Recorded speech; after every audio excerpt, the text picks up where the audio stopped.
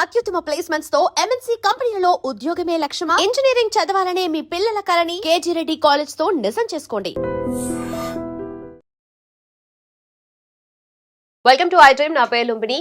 USA visa scam exposed అని చెప్పేసి ఒక యూట్యూబర్ యుఎస్ లో వీడియో రిలీజ్ చేసింది. తనే సారా గొంజాలిస్ అనమాట. అంటే అలా ఒక పర్సన్ ని ప్రైవేట్ థింగ్స్ కానీ లేదంటే దీనికి సంబంధించిన ఇన్ఫర్మేషన్ కానీ అలా పబ్లిక్ ప్లాట్ఫామ్ లో పెట్టడము అసలు ఎంతవరకు రైట్, అండ్ మోస్ట్ ఇంపార్టెంట్లీ వేరే వాళ్ళ ప్రైవసీని ఇలా బయటకు చూపించేసి దానికి సంబంధించిన డీటెయిల్స్ అని చెప్పడం కూడా వెరీ మచ్ రాంగ్. అండ్ దీని గురించి కూడా చాలా గట్టిగా ఖండిస్తున్నారు ఇమిగ్రేషన్ లాయర్ కావేటి శ్రీనివాస్ గారు మనతో పాటున్నారు. Let's talk to him and find out more details about it. Hello sir. Hello.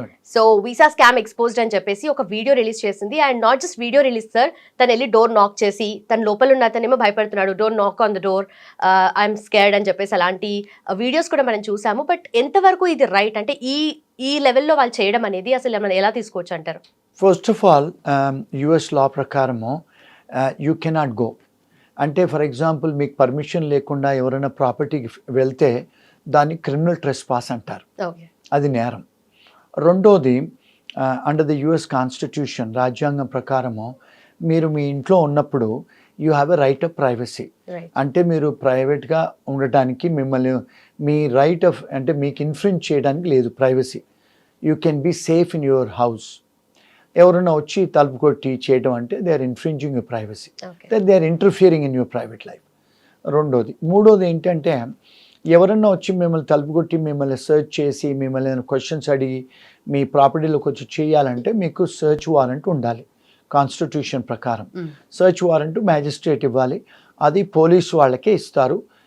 Immigration వాళ్ళు కూడా వచ్చి అడగొచ్చు వితౌట్ సమ్టైమ్స్ అక్కడ మీ దాంట్లో మీ ఇంట్లోనో లేకపోతే మీ బిజినెస్లో ఏదన్నా ఇల్లీగల్ వర్కర్స్ ఉన్నారో లేకపోతే మీ దగ్గర అఫెన్సెస్ నేరం జరుగుతుందంటే వాళ్ళు రావచ్చు. ప్రైమా ఫేసి ఎవిడెన్స్ ఏదైనా వాళ్ళ దగ్గర ఉంటే ప్రాబబుల్ కాజ్ ఉంటే వచ్చి చెక్ చేయొచ్చు. కానీ ఒక యూట్యూబర్కి అర్హత ఉందా అంటే లేదు. మరి ఆమెకు ఎక్కడి నుంచి వచ్చింది ఇన్ఫర్మేషన్? పబ్లిక్ డొమైన్లో కొంత ఇన్ఫర్మేషన్ దొరుకుతుంది. ఫర్ ఎగ్జాంపుల్ మీకు ఒక కంపెనీ ఉందనుకోండి, మీ కంపెనీ XYZ కంపెనీ. నేను మీ XYZ కంపెనీ ఇన్కార్పొరేషన్ అని చెప్పి నేను మీది టెక్సస్లో ఉంటే నేను సర్చ్ చేస్తే నాకు XYZ అనే కంపెనీకి మీరు ఓనర్ అని నాకు తెలిసింది. So most of the times అమెరికాలో కానీ ఇండియాలో కానీ ఎక్కడైనా వరల్డ్లో ఒక కంపెనీ పెట్టుకునేటప్పుడు రిజిస్టర్డ్ అడ్రస్ పెట్టుకోవచ్చు మందిది. Company can be incorporated at home. అది నేరం కాదు. మీరు రిజిస్టర్డ్ ఏజెంట్కి కూడా ఉండొచ్చు, అది కూడా నేరం కాదు. కానీ వ్యాపారం కూడా చేసుకోవచ్చు. కొన్ని వ్యాపారాలు ఇంట్లో నుంచి, కొన్ని వ్యాపారాలు చేసుకోవడానికి లేదు. ఇప్పుడు ఫర్ ఎగ్జాంపుల్ ఇప్పుడు యుఎస్లో చాలామంది ఐటీ కంపెనీస్ ఇంట్లో నుంచి రిజిస్టర్ చేసుకుంటారు. మీరు షేర్ హోల్డర్ అయి ఉండొచ్చు, CEO అయి ఉండొచ్చు, వైస్ ప్రెసిడెంట్ ఉండొచ్చు, ఏదైనా కావచ్చు. మీ కంపెనీకి మీ ఇంట్లో నుంచి వ్యాపారం చేసుకోవచ్చు, కన్సల్టెన్సీ కంపెనీ. కానీ కొన్ని వ్యాపారాలు చేసుకోవడానికి లేదు. అంటే ఫర్ ఎగ్జాంపుల్ ఇప్పుడు మీ ఆఫీస్కి వచ్చి ఒక ఆడపిల్లలు పనిచేయటమో, మగవాళ్ళు వచ్చి పనిచేయటమో, ఫిజికల్ వచ్చి పనిచేయటమో అలాంటి వాటికి అర్హత ఉండదు. ఎందుకు? ఎంట్రీ ఉండాలి, ఒక ప్రాపర్టీకి ఎగ్జిట్ ఉండాలి, అంటే ఫైర్ క్లియరెన్సెస్ ఉండాలి, సిటీ క్లియరెన్సెస్ ఉండాలి. ఇంట్లో అవన్నీ ఉండవు కదా. ఆడవాళ్ళకంటే సపరేట్ బాత్రూమ్ ఉండాలి, ఇవన్నీ కొన్ని రెగ్యులేషన్స్ ఉంటాయి. ఫర్ ఎగ్జాంపుల్ మీ దగ్గరికి ఎవరైనా కస్టమర్స్ బిజినెస్ ఇన్వైటీస్ వస్తే వాళ్ళకి సపరేట్ ఎంట్రన్స్ ఉండటం, ఎవరైనా డిసేబుల్డ్ ఉంటే వాళ్ళకి రావడానికి సపరేట్ ఎంట్రన్స్, ఇవన్నీ లోకల్ లాస్ అవన్నీ.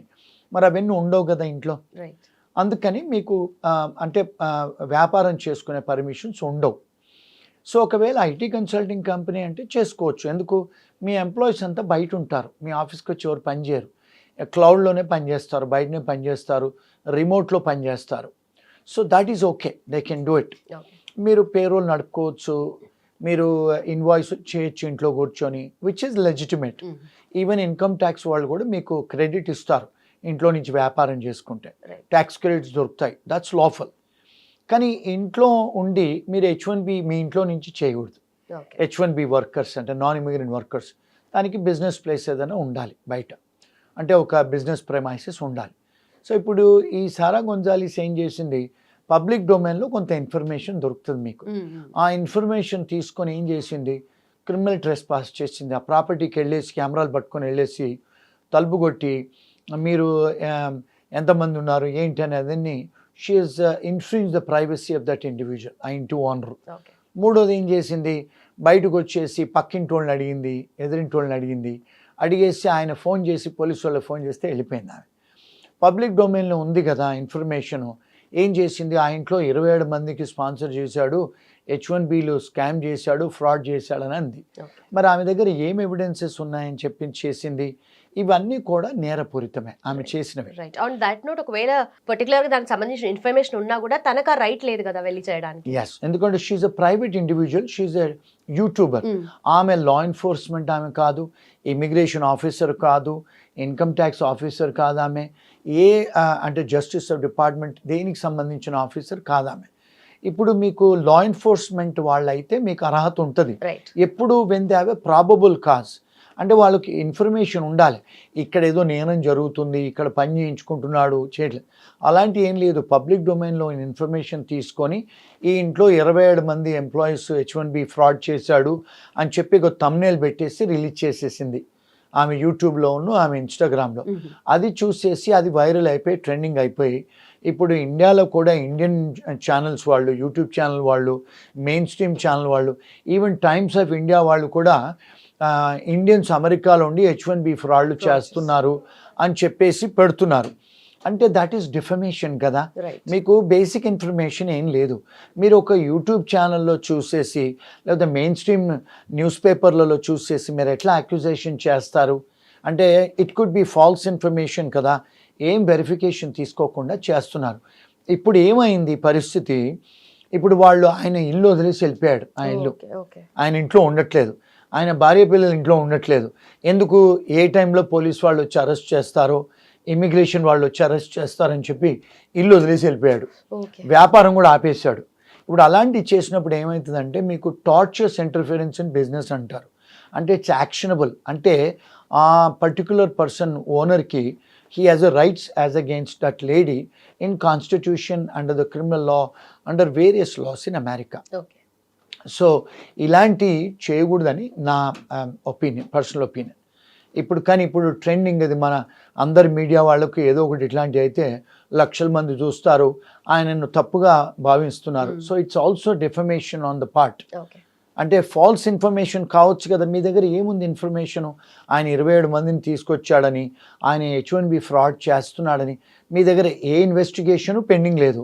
ఏ డిపార్ట్మెంట్ ఆఫ్ లేబరు లేకపోతే ఇమిగ్రేషన్ వాళ్ళు డిటర్మిన్ చేయలేదు, అడ్జుడికేట్ అవ్వలేదు కదా, వీడు దొంగ నిర్ధారణ చేయలేదు కదా. మరి ఎలా మీరు చెప్తారు? సో డిఫమేషన్ అయిపోయి ఆయనకి ఇమోషనల్ డిస్ట్రెస్ అవుతుంది. ఇప్పుడు ఆయన అది డిఫెండ్ చేసుకోవాలంటే లాయర్స్ ఖర్చు పెట్టాలి. రేపు మళ్ళీ ఇమిగ్రేషన్ వాళ్ళు రావచ్చు, మళ్ళీ డిపార్ట్మెంట్ ఆఫ్ లేబర్ రావచ్చు, ఇన్కమ్ ట్యాక్స్ వాళ్ళు రావచ్చు, మున్సిపల్ వాళ్ళు రావచ్చు, పోలీస్ వాళ్ళు కూడా రావచ్చు. ఇంతమందికి ఆయనకు ఆన్సర్ చెప్పుకోవాలంటే ఒక చిన్న వీడియోతోని ఎన్ని ఇబ్బందులు చెప్పండి. So it's all infringement of laws of a private individual. So that's against the law. That is my opinion, and this is not a legal opinion what I am giving. This is only a analysis of Vishleshana. Okay. One should not take it as a legal advice. Right. So మీరు చెప్పేదంతా consequences తను face చేయాల్సి వస్తుంది. ఎవరైతే accused అని తిను ఏదో చెప్తున్నారో తను ఫేస్ చేయాల్సిన థింగ్స్. అయితే what is the consequences she has to face అనేది, అంటే ద యూట్యూబర్ సారా గొంజాలెస్ అట్లా పెట్టింది కదా. ఇప్పుడు it's against the public policy, it's against the law of the country. అంటే ఆమెకి ఏ పర్మిషన్స్ లేకుండా మీరు ఇప్పుడు మన ఇన్వెస్టిగేటివ్ జర్నలిస్ట్ అనేవాళ్ళు ఉన్నారు. ఇన్వెస్టిగేటివ్ జర్నలిస్ట్ అనేవాళ్ళు ఇన్వెస్టిగేషన్ చేయొచ్చు, కానీ మీరు ఎప్పుడు ఎక్స్పోజ్ చేయొచ్చు? ఒక ఫ్రాడు, ఒక మిస్రిప్రజెంటేషన్ ఎప్పుడు చేయొచ్చు? ఒక మనిషిని మీరు ఎప్పుడు డిఫేమ్ చేయొచ్చు అంటే ఎప్పుడైతే నువ్వు పబ్లిక్ ఫిగర్ అయినప్పుడు పబ్లిక్ ప్లేస్లో షూట్ చేయొచ్చు, కానీ not in a private person in private ప్రాపర్టీలో చేయడానికి లేదు. నెంబర్ 1. ఇప్పుడు ఆమె డిఫమేషన్ చేసింది, ఆమె ఇన్ఫ్రింజ్మెంట్ చేసింది. ఈయనకు అన్ని హక్కులు ఉన్నాయి ఆమెను సూ చేయడానికి. క్రిమినల్ సూ చేయొచ్చు, సివిల్గా కూడా సూ చేయొచ్చు. కాన్స్టిట్యూషనల్ రెమెడీస్ కూడా ఉన్నాయి ఆయనకు, ఆమె మీద. ఇంకొక విషయం ఏంటంటే బికాజ్ ఆయనకు లాస్ జరిగింది, ఇప్పుడు ఫైనాన్షియల్ లాస్ జరిగింది, వ్యాపారం ఆగిపోయింది, నెక్స్ట్ ఎవరు ఆయనతో వ్యాపారం చేయరు. మొత్తం ఇండియా అంతా కూడా, even times of India, TV9 అందరూ కూడా చెప్తున్నారు. సో ఇప్పుడు డిఫమేషన్ అయింది ఆయన మీద. అంటే ఆయన నేమ్ ఇస్ బీయింగ్ డిఫేమ్ కదా. అందరు చుట్టాలు, ఫ్రెండ్స్ ఏమనుకుంటారు? వ్యాపారం కూడా చేయరు ఆయనతోని, నిజమే అనుకుంటారు కదా మీడియాలో వచ్చిందని. So he has rights as against her. దాంతో ఇప్పుడు ఏం జరిగిందంటే ఇప్పుడు ఆ సారా గొంజాలెస్ పెట్టడం వల్ల ఇప్పుడు ఇమిగ్రేషన్ గవర్నమెంట్ కూడా ఈవెన్ ప్రెసిడెంట్ దాకా కూడా తెలిసిపోయింది, అమెరికన్ ప్రెసిడెంట్ దాకా. ఇప్పుడు ఐసో ఏజెంట్లను అపాయింట్ చేశారు. ఇప్పుడు అన్ని కంపెనీస్ అమెరికాలో ఎవరెవరైతే ఇంట్లో రిజిస్టర్ చేశారో, ఇంట్లో నుంచి వ్యాపారాలు చేస్తున్నారో వాళ్ళందరినీ కూడా ఇన్వెస్టిగేట్ చేయమని ఆర్డర్ చేశారు. రెండోది టెక్సస్ గవర్నర్ ఏం చేశారు, ఇప్పుడు టెక్సస్ గవర్నమెంట్ ఎవరెవరినైతే H1B వాళ్ళని తీసుకొస్తారో అన్ని గవర్నమెంట్ ఏజెన్సీస్కి ఆయన ఆర్డర్ ఇచ్చారు, నెక్స్ట్ H1 ఎవరిని చేయకూడదని ఫ్రీజ్ చేయమని చెప్పారు. ఎంత రిపర్కేషన్స్ చూడండి ఇప్పుడు ఒక చిన్న వీడియో వల్ల. అంటే because press is a fourth estate of democracy and they are the watchdog, I agree, but not in this way. Okay, not at this level. Yes.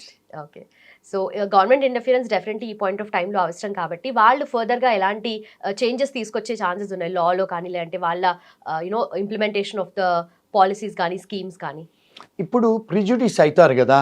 ఇప్పుడు ఒక సారా గొంజాలిస్ చేసిన యూట్యూబ్కు ఇన్స్టాగ్రామ్ చూసి mainstream అంతా కూడా they are looking at that now. అంటే వీళ్ళందరూ చాలా మటుకు అమెరికాలో ఐటీ కంపెనీ ఓనర్స్ 80-85% మన ఇండియన్సే ఉన్నారు. మన ఇండియన్సే ఇప్పుడు వాళ్ళు టార్గెట్ చేస్తున్నారు. ఎందుకంటే ఇప్పుడు వచ్చిన ప్రజెంట్ అడ్మినిస్ట్రేషన్ కూడా H1B మీద చాలా అంటే కట్టుదిట్టాలు పెడుతున్నారు. అంటే $1,00,000 కట్టాలని, లేకపోతే అంటే లెవెల్ 4 వాళ్ళకే ఫస్ట్ వీసాలు ఇవ్వాలని, అంటే 2,50,000 జీతం ఉన్న వాళ్ళకే ఫస్ట్ లాటరీ తీసుకోవాలని, అలాంటి ఉల్లంఘనలు అన్నీ పెడుతుంటే ఇప్పుడు ఇక్కడికి వచ్చారు చాలామంది H1B వీసా వేయించుకోవడానికి. ఇండియాకు చాలా కంట్రీస్కు వీసా స్టాంపింగ్ వెళ్తే వాళ్ళందరి కూడా ఆర్బిటరీలు వీసా క్యాన్సిల్ చేస్తున్నారు, H4లు క్యాన్సిల్ చేస్తున్నారు, అపాయింట్మెంట్స్ ఇవ్వట్లేదు. మరి ఎంత అంటే how it is causing effect on the H1B workers, వాళ్ళ లైఫ్స్ మీద ఎఫెక్ట్ పడుతుంది, కంపెనీ ఓనర్స్ మీద ఎఫెక్ట్ పడుతుంది. ఇప్పుడు చాలామంది కంపెనీస్ కూడా H1B ఎంప్లాయీస్ను హైర్ చేయాలంటే వాళ్ళు కాంట్రాక్ట్స్ ఎంటర్ అవుతారు పెద్ద పెద్ద కంపెనీస్తోని. ఎందుకంటే దీస్ H1B ఎంప్లాయర్స్ ఎవరైతే ఉన్నారో ఇండియా లాంటి దేశాల నుంచి H1B స్పాన్సర్ చేసి తీసుకొచ్చి బయట థర్డ్ పార్టీకి కాంట్రాక్ట్ ఇస్తారు. ఇప్పుడు ఆ కాంట్రాక్ట్స్ అన్ని బ్రీచ్ అవుతున్నాయి కదా, మరి they cannot perform the contracts.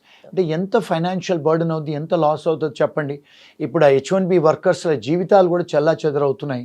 వాళ్ళు వెనక్కి పోలేరు, వాళ్ళ ఇల్లులు ఉన్నాయి, పిల్లల స్కూల్స్ ఆగిపోతాయి, వాళ్ళ బ్యాంక్ అకౌంట్స్ ఫ్రీజ్ అవుతాయి, వాళ్ళ క్రెడిట్ కార్డ్స్ పోతాయి, కార్లకు పేమెంట్ చేయలేరు, ఇల్లుకు పేమెంట్ చేయలేరు.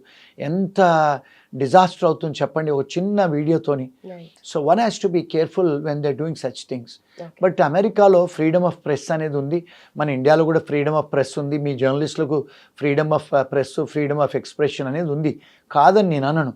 బట్ దానికి కూడా కొన్ని ఉల్లంఘనలు ఉన్నాయి కదా. It has to be within the purview of Constitution, right? Regulations అయితే definitely ఉన్నాయి. Yes. So she's just doing whatever she wants arbitrarily. Okay. అదండి. ఓకే సార్, అయితే ఆన్ దిస్ నోట్ ఇప్పుడు యుఎస్లో ఉన్న మన ఇండియన్స్ ప్రతి విషయంలోనూ ఎప్పుడు భయపడుతూనే ఉండాలి, ఏదో ఒక పాయింట్ ఆఫ్ టైంలో ఎలా ఏంటి ఏమవుతుందో అని చెప్పేసి నెక్స్ట్ డే ఫర్దర్గా ట్రంప్ చేసే స్పెషలీ అనౌన్స్మెంట్స్ కూడా దాని గురించి కూడా ఆలోచించాలి. కాబట్టి సో యుఎస్లో ఉన్న మన ఇండియన్స్ ఎలాంటి జాగ్రత్తలు తీసుకోవాలని చెప్తారు? ఏం లేదండి, అందరూ మీలాంటి వాళ్ళ యూట్యూబ్లు చూడాలి రోజు and they can see that in media every day. మా అధ్యక్షుల వారు రాత్రి ఏదో డిసిషన్ తీసుకుంటారు, పొద్దున పాలసీ పెట్టేస్తారు. So one has to follow. White house website ఉంటుందండి, ఎవరైనా వైట్ హౌస్ వెబ్సైట్కి వెళ్తే వారు తీసుకునే పాలసీస్ అన్నీ రోజు అప్డేట్ అవుతాయి, అది ఫస్ట్ చూడాలి. అంటే బయర్ బీ అవేర్ అని మనం ఏదైనా కొనుక్కునేటప్పుడు 10 సార్లు ఆలోచించి చూసి కొనుక్కుంటాం. అలాగే if you're living in America now you have to be aware. నాకు తెలీదు, లాకు అర్థం కాదు, ఇప్పుడు మనం ChatGPTలో తెలుగులో కూడా చూసుకోవచ్చు మనం అన్ని ఇన్ఫర్మేషన్లు. So language is not a criteria now. Everybody has a smartphone. They have to be aware. Right, sir. Being aware is the best thing to do. Yes. Thank you so much, sir. Thanks for your time. Thank you.